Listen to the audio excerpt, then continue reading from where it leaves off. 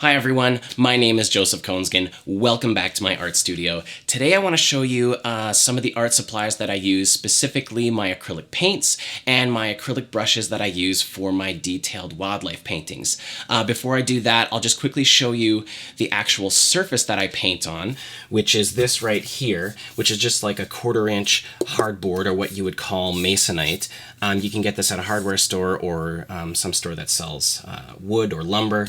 They'll come in these large 4x8 sheets, and the reason I like that is because then I can cut them to any size that I want, especially if I want to do something really large, a really large painting. Then I have a big sheet to work from, and then I can cut them down to any other size that I want, including small ones like this.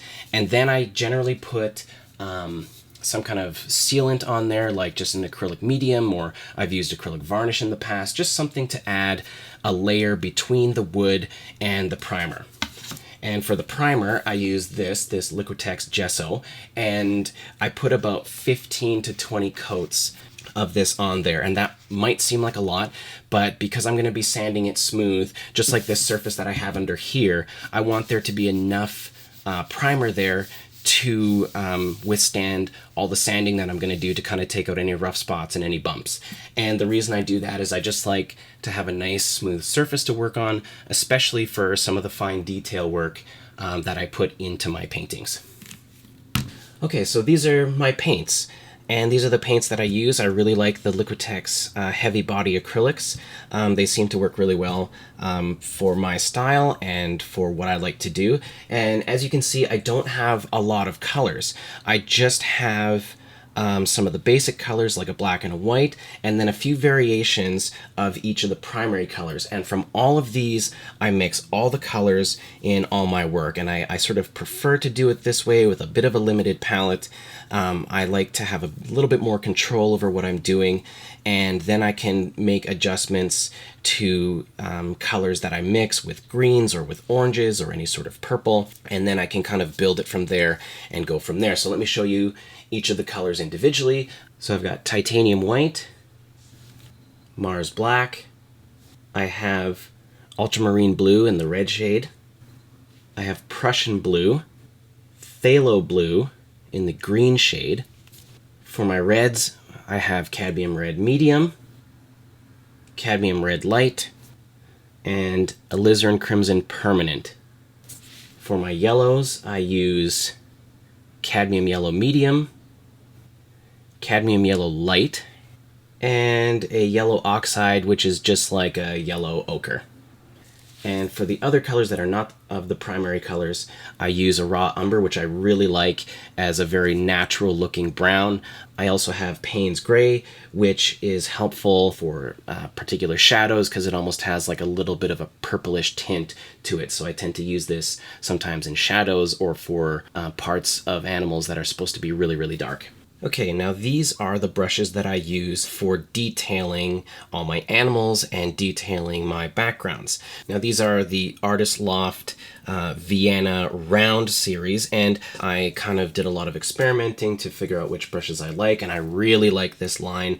The bristles are nice and soft, and especially when you buy them new, they come to a nice point. So I've got a round 8, a round 6, and a round 4, and these, especially these larger ones, I tend to use for blocking in, or if I'm doing a large animal with lots of fur. These ones are really great. They hold lots of paint, but they also come to a point enough that you can do basic blocking in or large clumps of fur. Then I've got a round 2, a round 1, and a round 0, and these are used for finer details, doing really fine lines and doing any sort of detailed feather work or painting eyes or anything like that.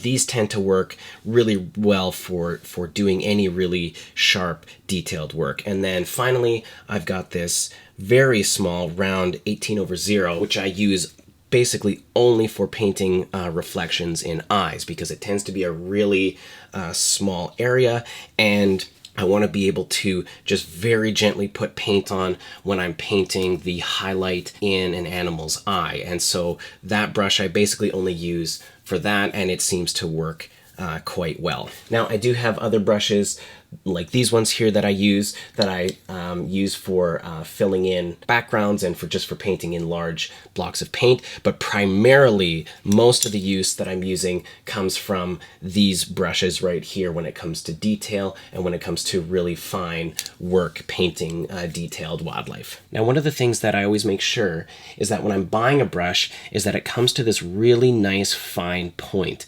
And that's so that when I go to paint some of that detailed work, there is that fine point there that I'm actually able to use for very sharp lines and very nice crisp details, which is also something that I'd like to mention. I like to use the older brushes like this one that have lost their point just from being used a lot to mix paint rather than mixing paint with the brush that has the nice fine point. I find that really ages the brush and you lose the point really quickly when I mix paint with a newer brush. Okay, so now let me show you how I use my paint and my brushes. I'll just mix up a little bit of gray.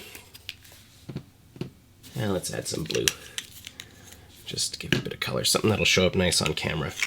Okay, so I'm using one of my older brushes, and I'm just using water to thin the paint and get a really nice even mixture.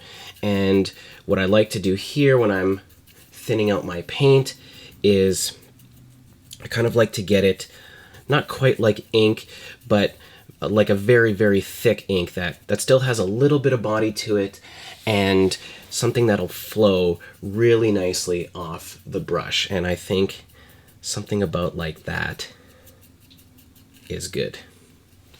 Okay, so now I'm just going to start by showing you what the larger brushes do. This is the round 6, and I'm just going to load the brush by rolling it around in the paint, getting it nice and evenly coated like this. And this will just help a lot more paint flow off the brush, and so that I don't have to go back and reload the brush as often.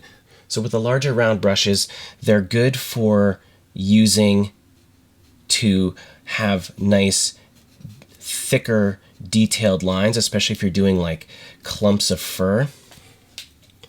But they can also be used for blocking in as well. And especially if I was going to be doing, say, like a large bear, this would be good for doing large clumps of fur to block in like this. And this is good. It really just helps the process of blocking in or doing larger things, especially when I'm doing a large painting with large animals. These larger brushes, like the round 6 and the round 8, are very good for that purpose. And so that's where I like to use these, simply just for starting out one of my animals and then slowly going smaller and smaller.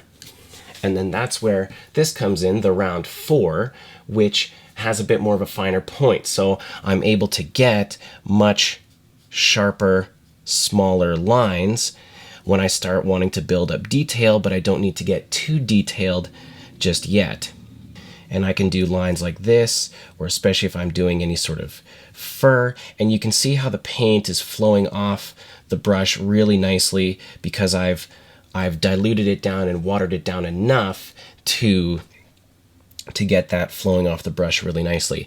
I will say one thing, there is a bit of a drawback to watering the paint down like this, and that is you may have to go over it with multiple layers. But that's the idea for me, at least with acrylic painting, is that multiple layers works really well, and then I can add glazes and I can go over top of things really easily, and I don't have to worry as much about drying time. Most of this stuff is already starting to dry as I'm painting it, and in a lot of cases, if I paint something on the one side of the animal or on the one side of the painting, I come back in a few minutes and that part's already dry.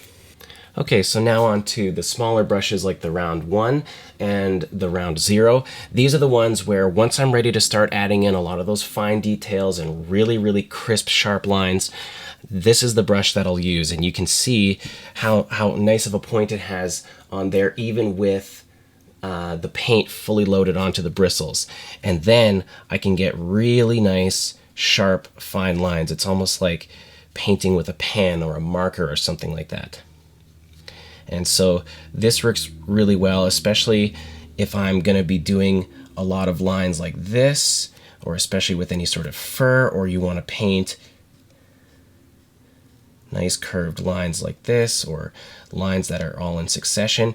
And because the paint is nice and thin, and I load the brush with the thin paint, you can see that I can just keep working away without necessarily breaking my concentration by having to constantly go back for more paint.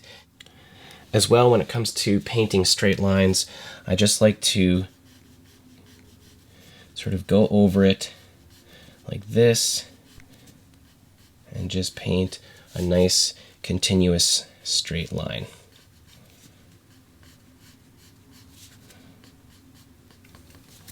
And the round zero is virtually the same, but maybe you can get just even finer lines. It all depends on what the painting calls for and what the animal calls for, and how it seems like the brush is performing in that particular instance. So, you know, I kind of switch between the two of them, the round one and the round zero, you know, fairly often, and then that seems to work pretty well. But you can see how fine of a line I can get with this round zero.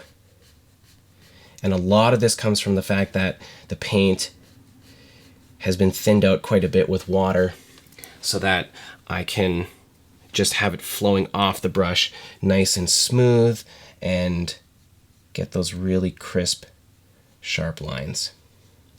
The other thing is that after I've cleaned the brush with water, I just like to reshape the point with my fingers just so that it maintains that point for as long as possible, because as you can see by some of my other brushes and some of the older ones,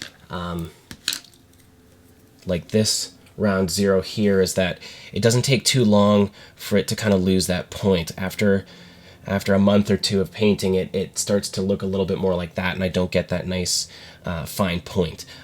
So it's always good that after I clean my brushes, I make sure that I'm just shaping that point and drying it off, and making sure that before I put it away that it's nicely reshaped like this. Okay, so now that I've shown you a little bit of the techniques just on this board, I'm going to show you a little bit of me using these brushes on the current painting that I'm working on of this blue jay that I have on the easel. And I'm just going to be working on the wings and just painting some of those lines that divide each wing feather with the others.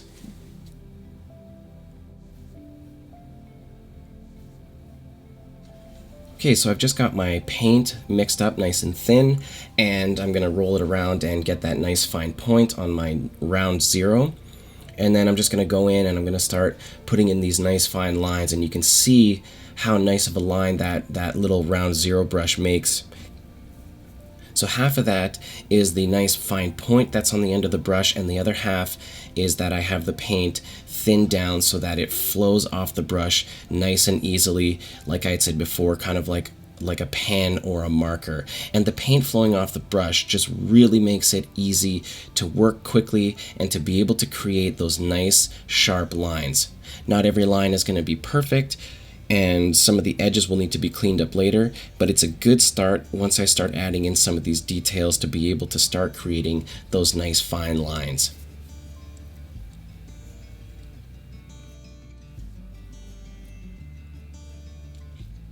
Now, the paint being a little bit thin means that I might have to go over certain parts again just to deepen some of that color, which can be a bit tedious because it means I'm painting certain things twice.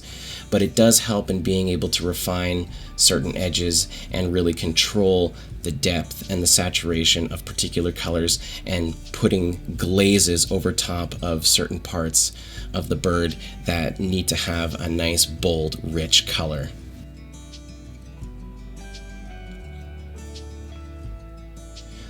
So it's definitely taken a lot of time, a lot of effort, and a lot of patience to work through practicing some of these skills and experimenting with different paints and different brushes. But that's been the journey of my art, and in the end it's very worth it, because once you've been able to figure out how to use the tools that you have available to you and use them to create those paintings. When you finally create that painting that you're extremely happy with, it is incredibly rewarding. So I hope this has been helpful, getting a little bit of insight into my paints and my brushes and how I use them and some of the techniques that I use for my art. So thank you so much for watching. I'll see you in the next video.